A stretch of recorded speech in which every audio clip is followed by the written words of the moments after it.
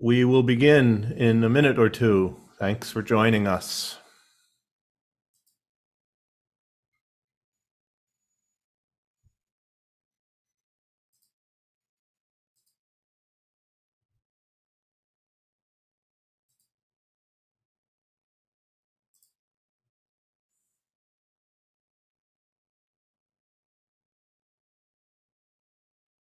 Hmm.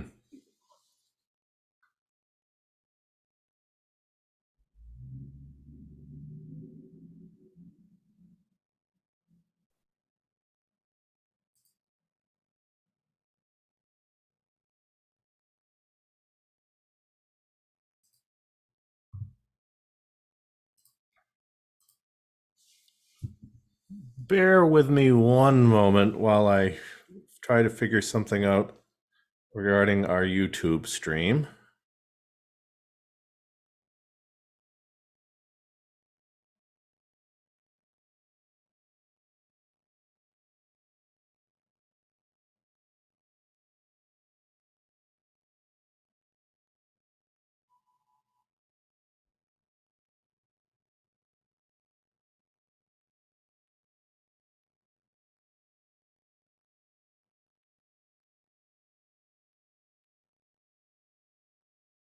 Okay, seems to be working.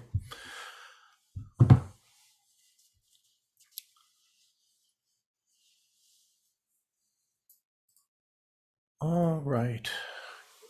Well, good afternoon.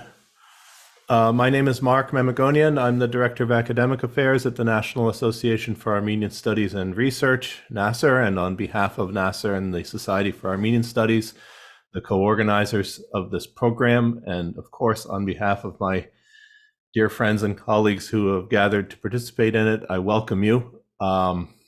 We all wish this were a happy occasion. It is not, but it is an important one because for anyone involved in Armenian studies or interested in Armenian studies or even peripherally involved in Armenian affairs of any kind, the loss of Richard Hovannisian is a significant one because of the huge impact the man made in his life and in his work. Today, we will try to focus not on the loss, but on some of what we have all gained as we try to remember and celebrate Richard's life and work. And if I may repeat what was written in NAASR's tribute to Professor Hovannisian, the void left by his passing is enormous, but we are fortunate that the legacy of his life and work is even larger. I want to mention that for those who wish to read the tributes to Professor Hovannisian that were posted by the Society for Armenian Studies, NAASR, and the Richard Hovannisian Chair at UCLA, I will post those links in the chat during the program. Of course, there have been many, many others well worth reading as they speak to the oversized impact Richard had on many organizations and individuals. Yesterday, there was a community wake at Holy Cross Armenian Apostolic Church in Montebello, and on Saturday, a national funeral will be held at Holy Trinity Armenian Church in Fresno. I know the Hovannisian family is truly touched by the outpouring of love and respect. Since this program is under the joint auspices of the Society for Armenian Studies and NAASR, I just want to very briefly touch on the importance of Richard Hovannisian to these two organizations. Richard first joined NAASR as a member in 1963, and he was later made an honorary life member. He spoke many times for the organization over the years, lectures, conferences, and other programs, the first time in 1963 and the last time in 2022. He was a trusted advisor, served as scholarly leader of several trips to historic Armenia organized by NAASR with Armen Aroyan, and functioned in a number of other roles. In October 1973, during the NAASR Conference on Armenian Studies and Armenian Texts and Teaching, Richard asked the gathered scholars about the desirability of the creation of a professional society for scholars engaged in Armenian studies. A month later, he sent a letter to about 100 scholars and graduate students to gather feedback on the creation of this society. I found this document recently in our archives in his folder.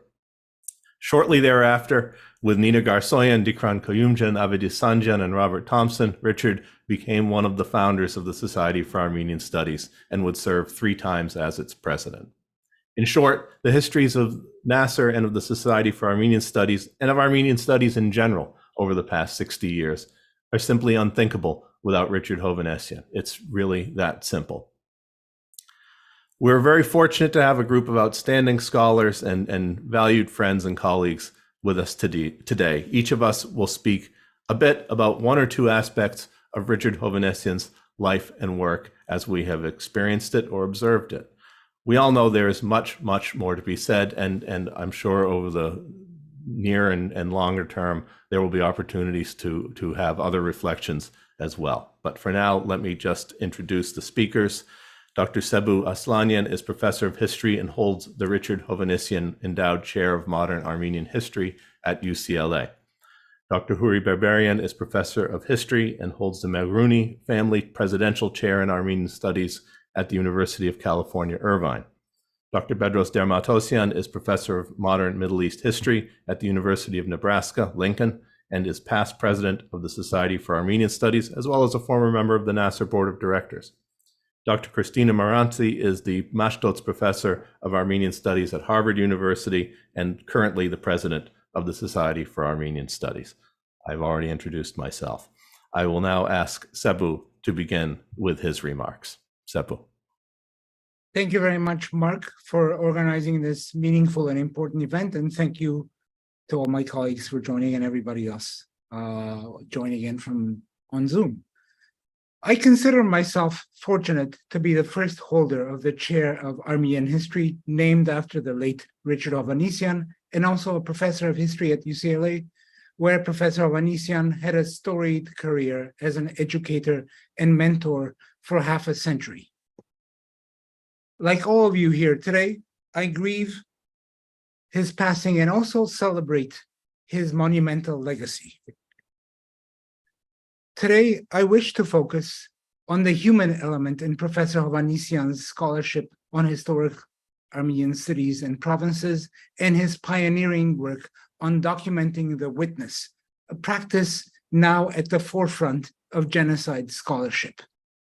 In other words, I'm interested in touching on the question of what drove Professor Hovannisian to work so tirelessly and so productively for so long. It seems no secret to those who knew him that he was inspired by 2 extraordinary individuals. The first was his remarkable wife and Gyanki Nger life partner, Dr. Vartiter Kochalosyan Hovannisian of blessed memory. Beyond this formidable woman was another person whose shadow was long and foundational. I am referring here to the professor's father, Kaspar Hovannisian, who I came to appreciate in new ways after Professor Hovannisian's passing. A few days ago, as I read Garin Hovannisian's A Family of Shadows, beautifully written by Hovannisian's grandson, I gleaned much about the trauma and pain the young Kaspar Hovannisian and his mother, Hernar Gavroyan, endured during the cruel spring of 1915 in their natal town of Bazmashen, not far from Harpert and Mezre. When the deportations began, 14-year-old Kaspar was separated from his pregnant mother. He never saw her again, save for his dreams as a bereaved survivor in Tulare, California, where he had resettled after the Armenian genocide. As I prepared a statement on the occasion of Professor Hovannisian's passing, I was also struck by an interview he gave at UCLA in 2001. He invoked the shadow of his father, Kaspar, who was so traumatized that he never spoke about the genocide that claimed his father, brother, and pregnant mother. In that interview, Professor Hovannisian said the following of his father, and I quote, "He didn't talk about it, but in his sleep, he would cry, he would call for his mother. That's the way with the aftermath of genocides. It's not there, but is there at all times," unquote. These lines that so vividly illustrate the ineffable power of trauma moved me profoundly. Suddenly, I began to see Professor Hovannisian's prolific body of scholarship, including the 15 volumes of Historic Armenian Cities and Provinces, his many publications on the Armenian genocide, and especially the over 1,000 recorded interviews with genocide survivors that now forms an integral part of the USC Shoah Foundation's Richard G. Hovannisian Armenian Genocide Oral History Collection in a new light.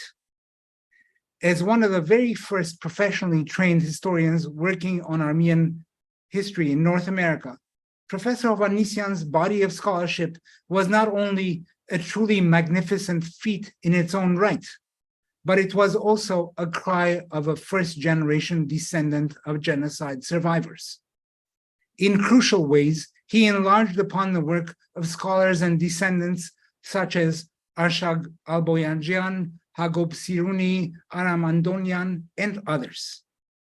Like them, but in a highly professionalized manner, Professor Hovannisian's scholarship was a response and an attempt to heal the wounds felt by his father, wounds inflicted with the destruction of an entire generation of Armenian fathers, mothers, and children, all taken violently from this world. If psychoanalysts and scholars of trauma have taught us anything, it is that everybody responds differently to inherited trauma and to the long shadow of mass extermination.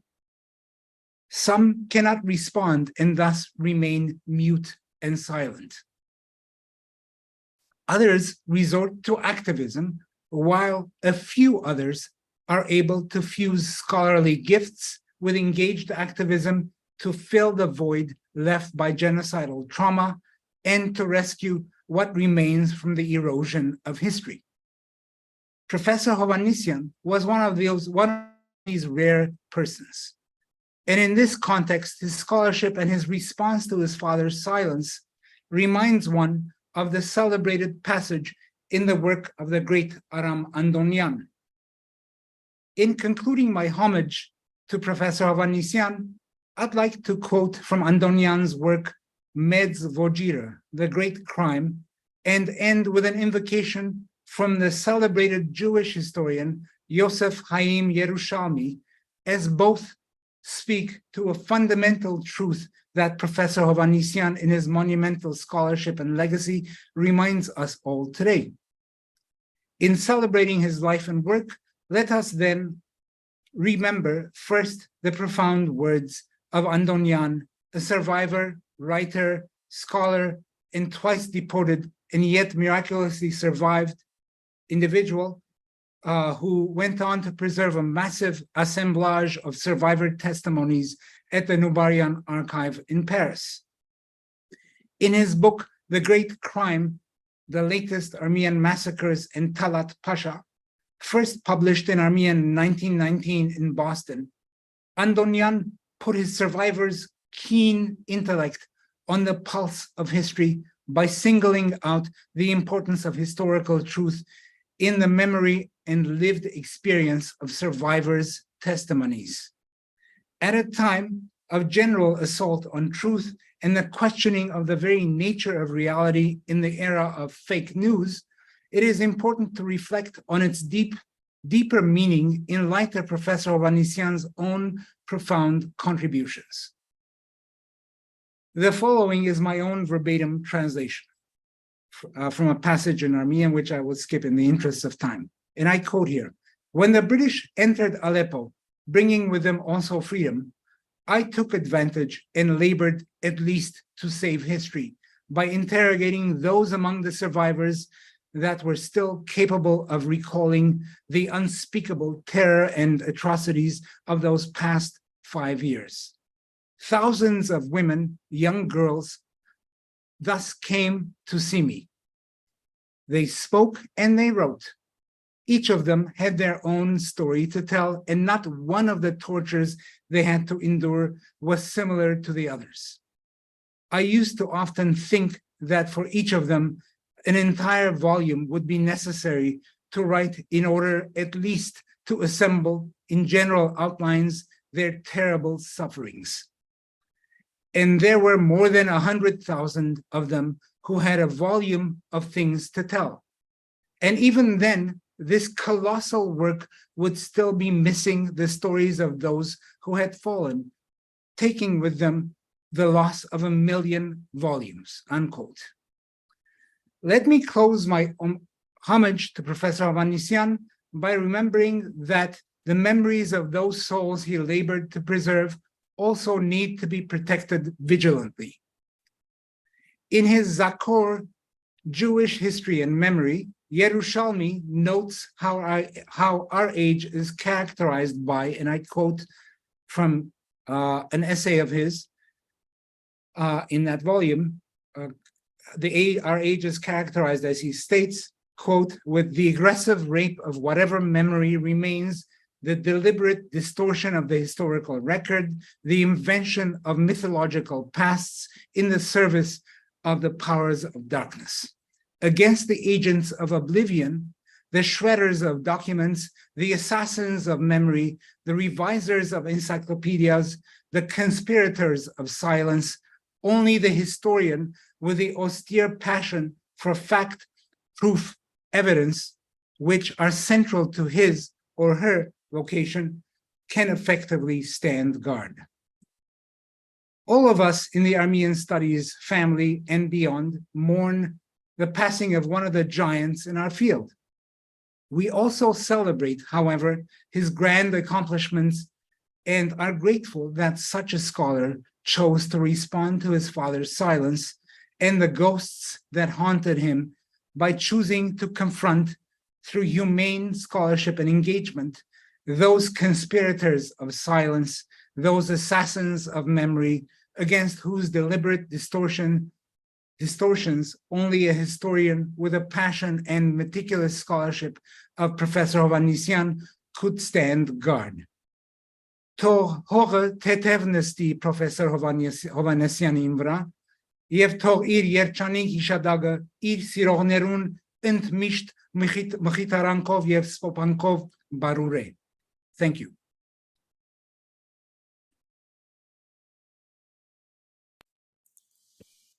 Sebouh, thank you. Next speaker, Houri Berberian. It's difficult to come to terms with Professor Hovannisian's passing.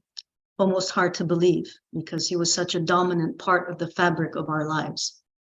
For some of us personally, but for most Armenians as a public and visible presence, not only through his scholarly accomplishments and his significance in the study of the Armenian past, but also his appearances, even at the age of 90, and after the painful loss of his life partner, Dr. Vartiter Kocholosian Hovannisian, he continued to do one of the things that was most important to him, to travel the world to speak publicly in order to increase awareness of Armenian history. I'm going to focus my brief remarks today largely on Professor Hovannisian as a teacher and mentor, as I am the only one on this panel who, as his doctoral student, was directly trained by him and saw him teach his undergraduates as a teaching assistant. I will begin, however, with a few words about his final edited volume in the 15-volume Historic Cities and Provinces series, which was on Armenians in Iran, my own specialization. This final volume was the result of two conferences, the first one on New Julfa and the second on Armenian communities in Iran, in which I presented on Armenians in the Iranian Constitutional Revolution.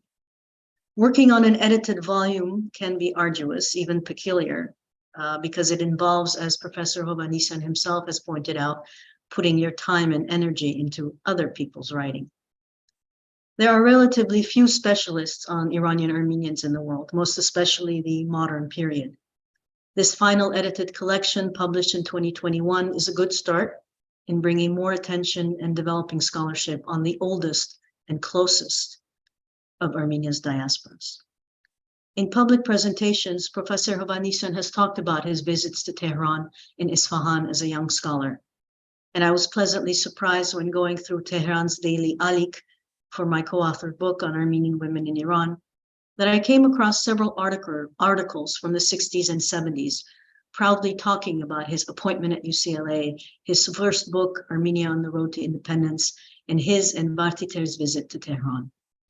Whether he knew he would be contributing in some way to that community's history as well at the time, I don't know.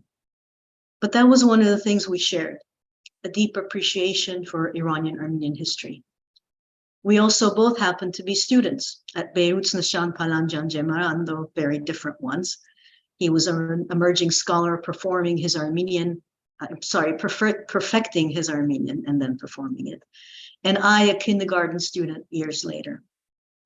My first meeting with Professor Hovannisian was in his 6th floor Bunch Hall office, right across from the history department, before my application to the PhD program in history at UCLA, when he welcomed my interest in pursuing the study of Armenian history, but sternly spoke about the challenges ahead, trying to ascertain, I presume, whether this 21-year-old Berkeley graduate had it in her to face the rigors of a doctoral program and succeed.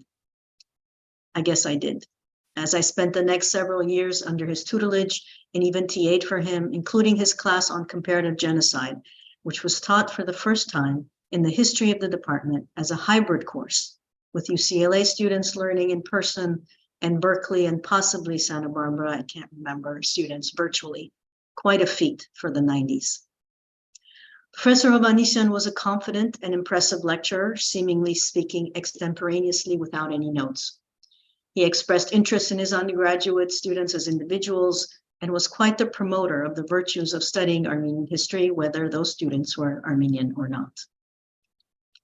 In my own experience as his doctoral student, I found Professor Hovannisian a demanding advisor who expected the best and trusted you to deliver it. In fact, he called me in after reading my first research paper during my very first quarter at UCLA to say that I had not produced a publishable article. While at the time, I thought it was too much to expect from a brand new grad student, I respected his frankness and knowing his expectations. And now as a mentor with my own graduate students, I understand the importance of being direct and exacting. He was nevertheless, in many ways, hands-off, trusting my own judgment, my own approach to and process in research and writing. For example, he welcomed my desire to connect modern Armenian and Iranian histories and working on both with him and Iran specialist Nikki Keddy.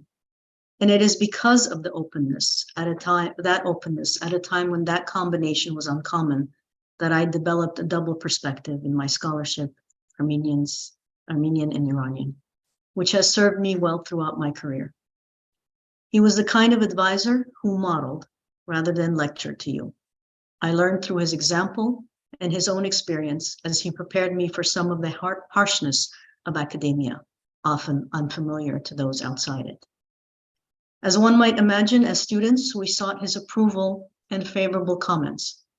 But Professor Hovannisian was moderate, one might say even cautious, with expressing praise directly, so as he once said to me, "Kaluchat churi," so that you won't get a big head. But his recognition and compliments came through in other ways. In my case, through the positive remarks he had made to others, glowing letters of recommendation, the kind that prompt all students, all graduate students, suffering from imposter syndrome to ask, is this really me? I truly believe that his letter of support was crucial in my getting my first tenure track position, and I would not be where I am today as the Meghrouni family presidential chair at UCI without his support. Even decades after I was his advisee, he will always be the commanding Professor Hovannisian to me. I said I'd always struggled in addressing him by his first name, although I tried. We mourn his loss, but we also cherish and celebrate his field-altering impact and contributions to Armenian studies. His legacy lives on in the work he left behind and the students, both official and unofficial, he has either mentored or influenced profoundly. I personally, and we at UCI Armenian Studies, remain committed to continuing to build on that legacy.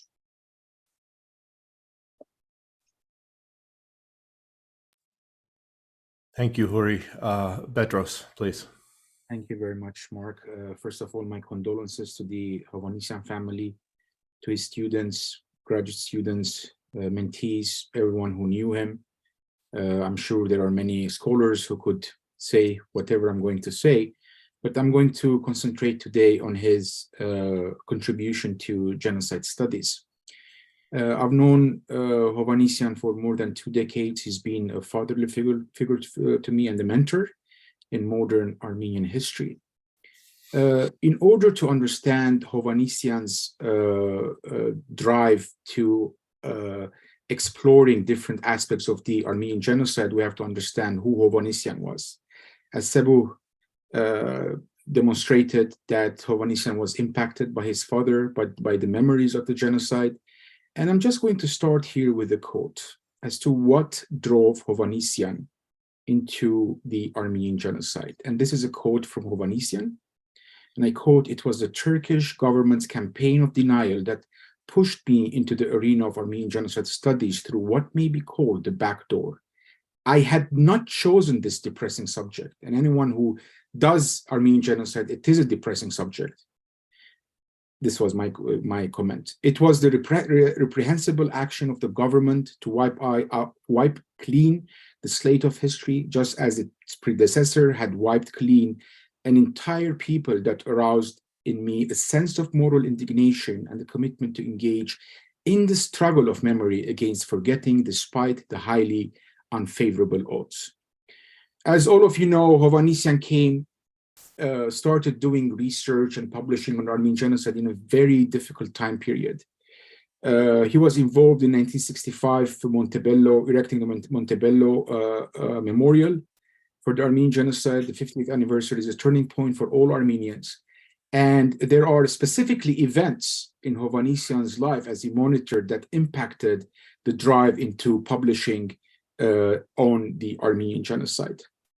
The first event actually was in 1971, when the rapporteur of the United Nations Subcommission on the Prevention of Discrimination and Protection of Minorities published its report by saying that, passing to modern era, one may note the existence of relatively full documentation dealing with massacres of Armenians, which have been described as, and I quote, "the first case of genocide in the 20th century."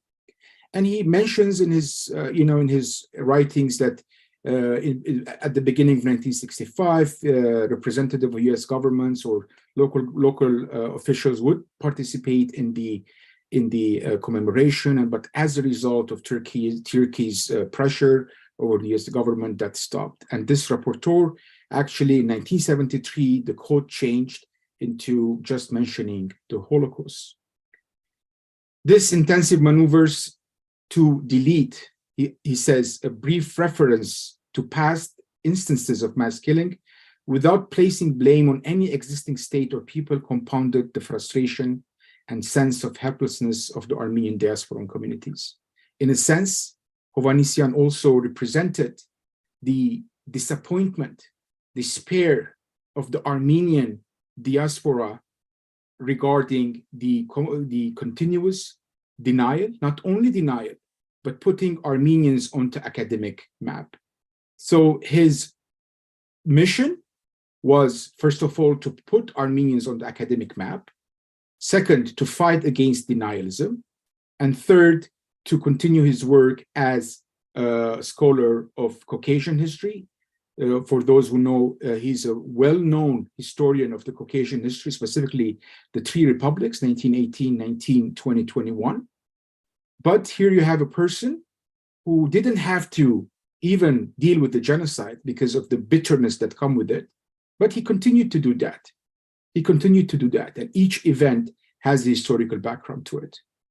Hovannisian was the first person who put the basis of interdisciplinary approach to the Armenian genocide, not comparative, interdisciplinary approach. He published 5 books. He brought together 5 internationally renowned scholars who analyzed the Armenian genocide through archival history, philosophy, art, literature, music, history, historiography, law, ethics, sociology, anthropology, education, reconciliation. So people say that with the passing away of Professor Hovannisian, an era ended. No, an era did not end. An era began because he put the basis of what future scholars were going to pursue. Now, one thing I'd like to emphasize here, that today the Armenian genocide as a field is much easier to talk about and do research about.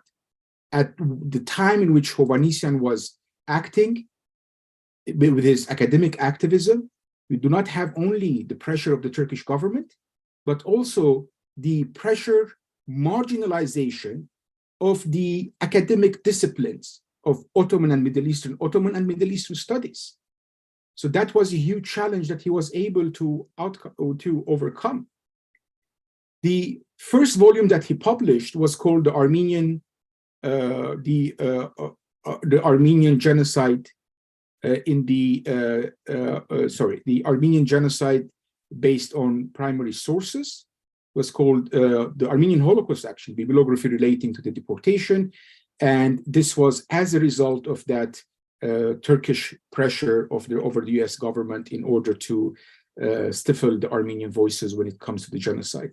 The second book that he published was called The Armenian Genocide in Perspective, and this is yet another attempt by Turkey to stifle the Armenian voices, and this took place in 1982 when Israel Charny and Daron Shammai Davidson, organized a major conference, 200 people conference in Tel Aviv, and Hovannisian put together a panel, and there was huge pressure from the Turkish government on the Israeli government in order to cancel the event. The event took place without sponsorship, but this gave an idea for Hovannisian to start his interdisciplinary approach to the Armenian genocide. Followed that, Hovannisian published other major books, such as the Armenian Genocide, History, Politics, Ethics in 1992, followed by Remembrance and Denial, The Case of the Armenian Genocide from Detroit, Wayne University Press, and the Armenian Genocide, last but not least, Culture and Ethical Legacies.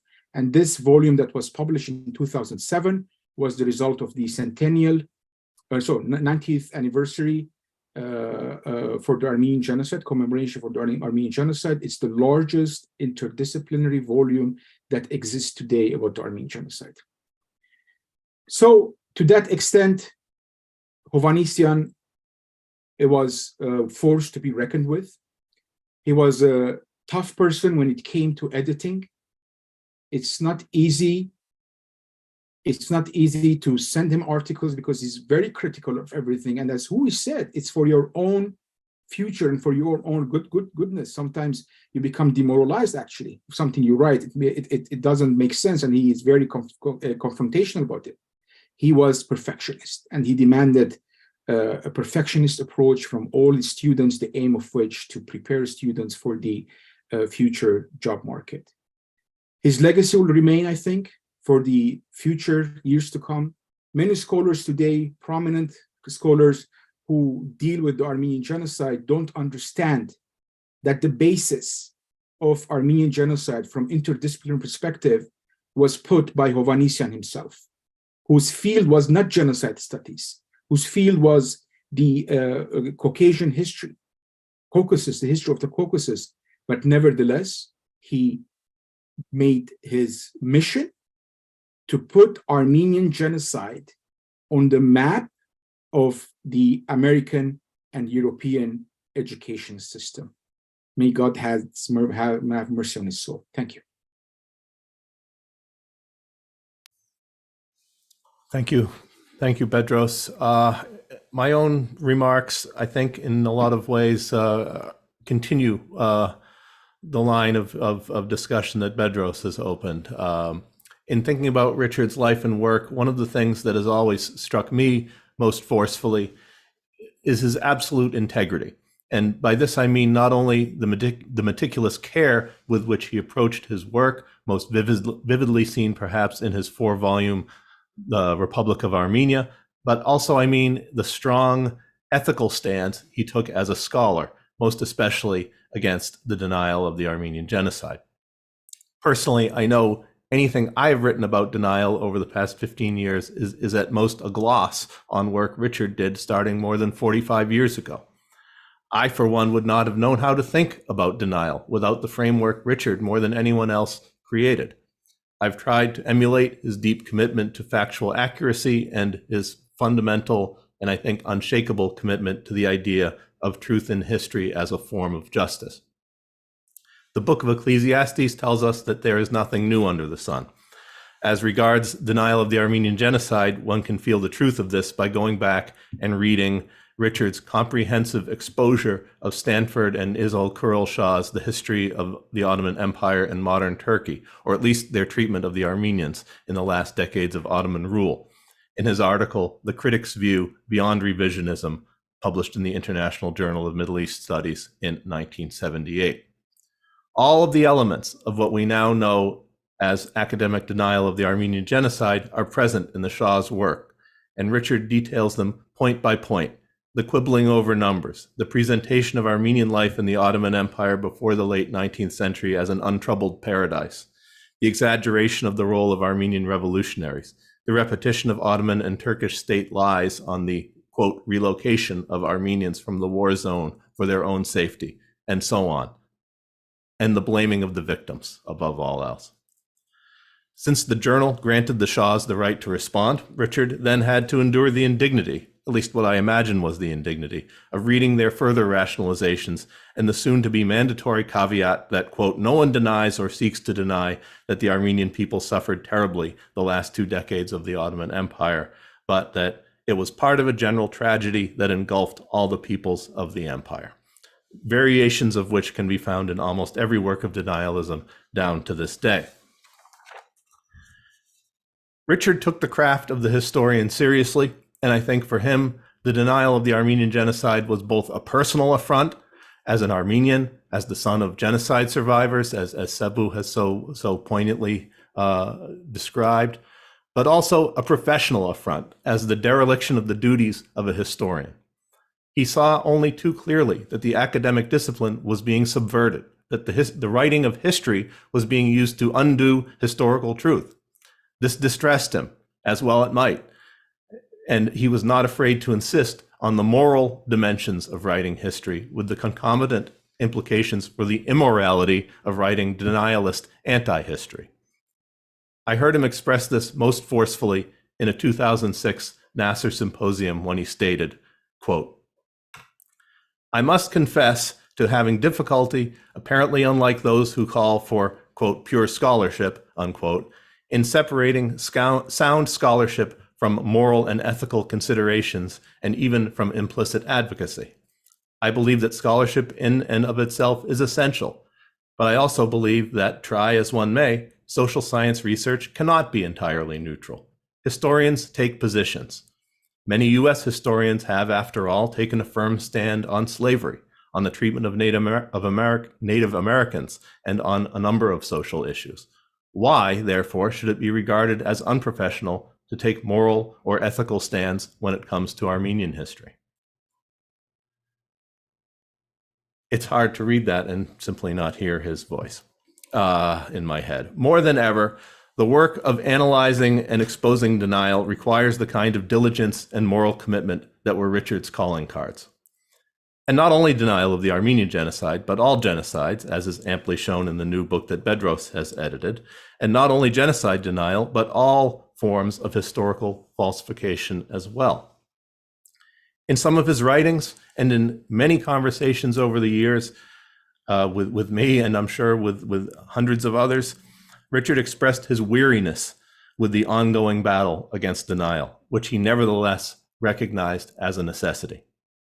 In 1978, the same year he wrote about the Shahs, he published the bibliographical volume that Bedross mentioned, The Armenian Holocaust, writing in the introduction that, quote, in response to the ongoing attempts to perpetuate the shameful cover-up of historical events, an endeavor to which certain individuals within the federal agencies and even universities have sometimes lent direct or oblique support, I have undertaken the preparation of a preliminary inventory of archival materials and published studies in Western languages relating to the Armenian tragedy. For misinformed but honest persons who have come to use the words alleged and asserted naively, a cursory investigation into the readily available documents should prove sufficient to dispel any doubts about the premeditated and brutally executed character of the conspiracy to destroy the entire Armenian population, unquote. If this was true in 1978, and I believe it was, how much more so 45 years later when a very large and high quality body of scholarly and documentary work, very little of which existed in 1978, is now readily available. So one knows it must have pained Richard to write, as he did in 2015, in I think his last major work on denial, that, quote, although significant progress has been made in the study of the genocide, and while there has been a noted increase in the number of governments, international organizations, and religious bodies and leaders formally acknowledging the Armenian calamity, these acts have been paralleled by the heightened resourcefulness and sophistication of denial by the successor state on the perpetrator side and its defenders. Today, the facts of the Armenian genocide, about Armenian existence in Artsakh and indeed in the Republic of Armenia, are all under assault. Not a unique problem in a world where the very idea of factuality seems in danger of slipping into darkness, but an acute problem for the Armenian people, since, to borrow a phrase from Milan Kundera that I really picked up from Sebouh, who uses it in his email signature, quote, the small nation is one whose very existence may be put in question at any moment. A small nation can disappear, and it knows it. In the face of that, the challenges are very real. One of the taglines with which Richard used to sign some of his books, at any rate, I have one signed in this manner, was, quote, let us move forward with strong and active commitment, unquote. Although Richard Hovannisian may be gone in body from this earth, the example he set for us shows us the way. So we mourn his loss, but do, by all means, let us move forward with strong and active commitment. Christina. Thank you, Mark, so much. And thank you to NAASR for making this event possible and giving us a chance to remember Richard here with my distinguished colleagues and with everybody listening in.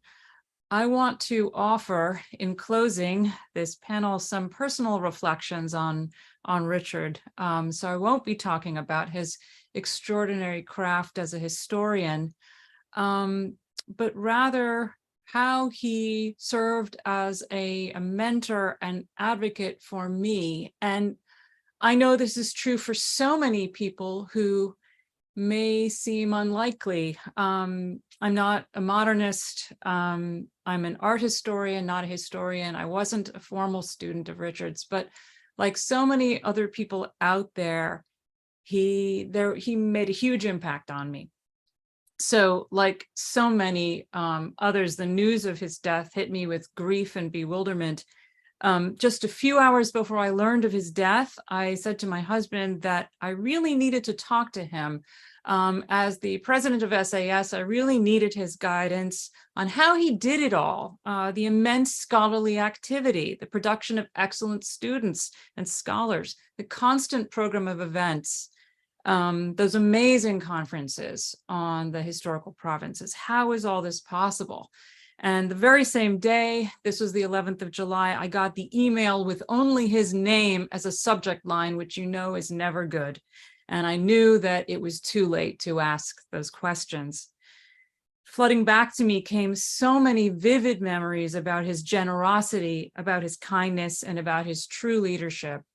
So I'd like to share the screen because I'm an art historian and share with you some pictures that may be familiar. So let's go to presenter view. Start here.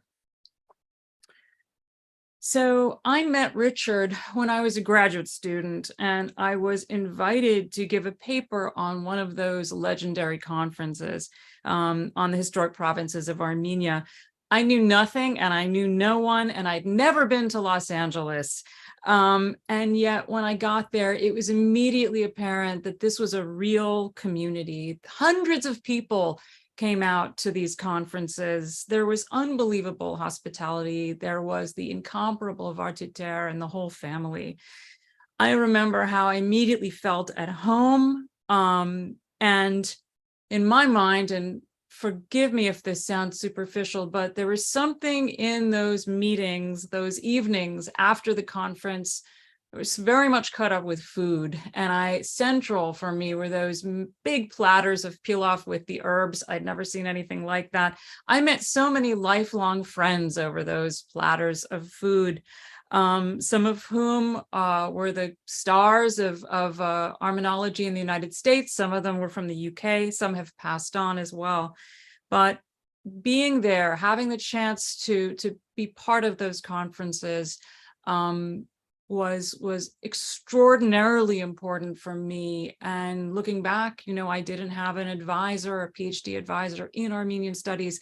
What Richard gave me was a way to engage, and I am so grateful to him for that. And in this picture, you will see the conference from 2004, in which many of us appear a little bit younger than today. But there you have Richard standing at the podium. That's how I remember him, always ready to field questions and to, if necessary, keep the peace.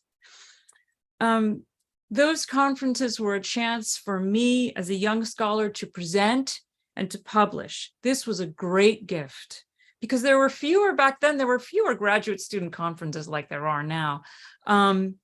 I participated in no fewer than 8 conferences and 6 volumes. In the process, I learned how to tackle Q&A, how to edit and revise articles for publication. I don't think that I would, just to echo what Houri said, I don't think I would be here without what he offered to me. It was his energy, his productivity, and his leadership. And he helped so many people around him, and I'm one of those people. Christina, in that spirit, can you change the view so we just see the slide and not the preview? Oh yeah, so sorry. Use slideshow. How does that? Beautiful. Okay, sorry. Anyway. So Richard, on several occasions, gave me some of the best advice of my life. At a meeting in Paris of the Association Internationale des Études Arméniennes, he warned me, and this was after I got the Tufts chair, that the administration of your institution will try to make you do all kinds of stuff because you're just an Armenian studies chair. So they're going to dump on you lots of extra work. And he was right. And yeah, so I remember that to this day and keep it in mind as I go forward. In 2013, I was fortunate enough to go to Western Armenia with Richard and with Ani. I remember that through the difficulty of that trip, every morning he gave lectures in the hotel lobby on Armenia. And this was all, with the jet lag, with the strangeness of the trip, in perfect sentences. In sum, Richard had a huge impact on my career and so many others, even though I'm outside of the sort of traditional area that he focused on, really part of that kind of interdisciplinary world that he really supported. And so, although I can't ask him the questions that I have, how did he do it? I know that, and just to echo what Marc said, that we must move forward. I think work hard. I was, bring people together and support the next generations. And that's what he did so beautifully. And that's what I will remember of Richard, his incredible generosity to, in this case, to a perfect stranger. So I'm devastated that he's gone, and I offer my condolences to his family and to all his loved ones. Thank you.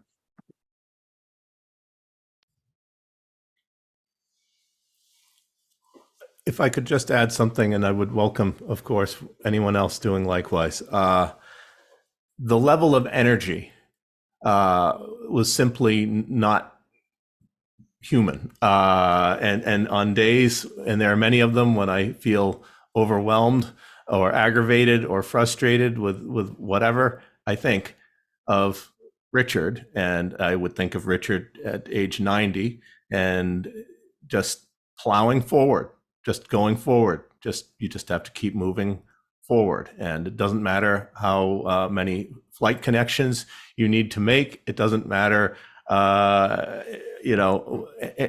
much time is required. Just have to keep moving forward. And, there was not a lot of complaining that I ever heard from him. It's just, you have to do what you have to do, and that is it, period.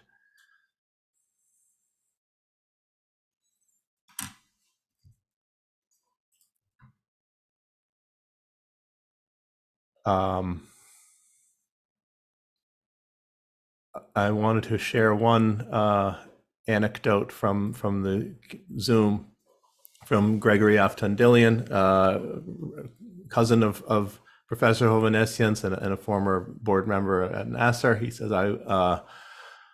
as many know, genocide survivors not only suffered, but had a great deal of resilience in them. Richard's younger brother, Vernon, related this story to me. When Kaspar became a successful businessman in Fresno in the early 1960s, he wanted to obtain a loan from one of the leading banks in that city and wanted to meet with the bank president. This individual suggested they meet for lunch at a local country club, but Kaspar refused, saying that it had been discriminated against Armenians. When the bank president said that was all in the past, Kaspar did not budge. Instead, they met for lunch in a bowling alley. It's a tough community, and they had some harsh experiences, indeed. I want to mention again, for those who are in a position to attend, that there is a state funeral for Professor Hovannisian on Saturday in Fresno at Holy Trinity Armenian Church.